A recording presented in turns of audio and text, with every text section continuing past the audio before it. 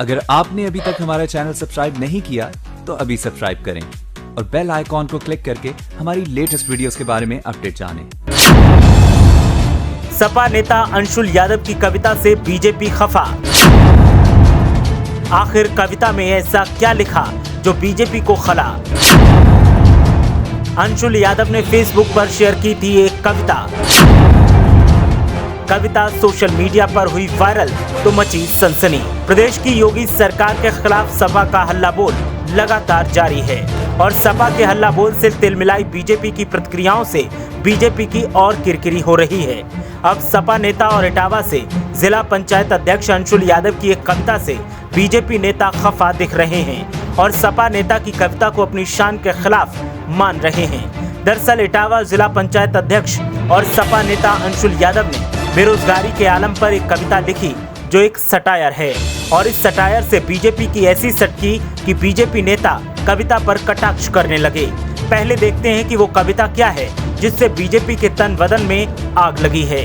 कविता में लिखा गया, पढ़ा लिखा मैं कलमकार, घर पर बैठा हूँ बेकार, समाज करता तिरस्कार, दोस्तों में भी हूँ बेरोजगार। भारत में मैं एक नहीं हूँ, मेरे जैसे लाखों हैं, कुछ बने फिर रहे अंधभक्त, कुछ बैठे शांत हैं। मजदूरी के साथ साथ कुछ प्राइवेट नौकरी करते हैं, कुछ घर में बैठकर सिर्फ 1.5 GB खर्चा करते हैं। जिस भी रास्ते से निकलो सब नौकरी का है पूछ रहे, सर झुकाकर चल देते हैं, अब उनसे हम क्या कहें। यदा कदा है भर्ती आती, लाखों करोड़ों फॉर्म है पड़ते, बस भर्ती की आड़ में ये सब लाखों का घोटाला है करते। युवा कर रहा आत्महत्या, देखो सो रही है सत्ता, जब भी है चुनाव आता तब ही इनको होश आता।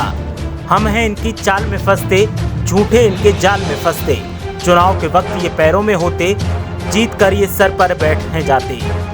सत्ता का दुरुपयोग हो रहा, ढंग का एक काम ना हो रहा, जो इनके खिलाफ आवाज उठाता वो अपनी है जान से जाता। राजनीति में मजहब भी आता, इसका शिकार भगवान भी होता। गंदी राजनीति में देश को भी शामिल करते, तब भी हमको समझ ना आता। अब भी वक्त है संभल जाओ, इनके खिलाफ आवाज उठाओ, दूसरे के लिए न सही अपने हक के लिए तो आवाज उठाओ।